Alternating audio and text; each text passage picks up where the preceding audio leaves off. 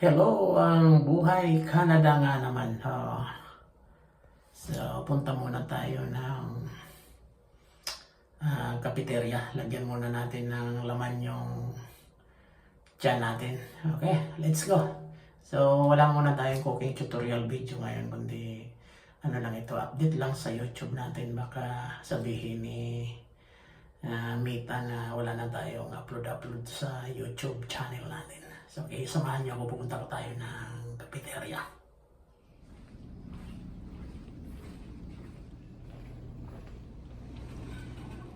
Hello, good morning. May short video tayo ngayon.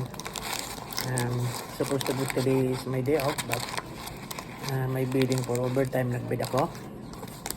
So, hindi na tayo nakapag-prepare sa bahay, hindi na tayo nakapag-breakfast kasi pang madalian. So dito na lang sa cafeteria kung saan ako nagtatrabaho sa loob ng hospital. So shout out sa lahat ng mga followers at saka subscriber ko. Good morning, kumusta po kayo dyan? Lalo na sa Pilipinas, mabaha. Ingat-ingat po sa tubig. Ingat po sa paglusong sa baha. So ngayon, ito ang buhay Canada.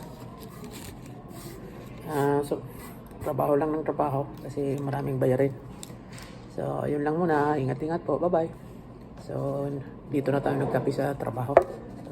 So isang muffin at saka isang coffee. So it's 5.25. So mataas pa rin ang presyo nito kung i-convert natin sa peso. Bye bye.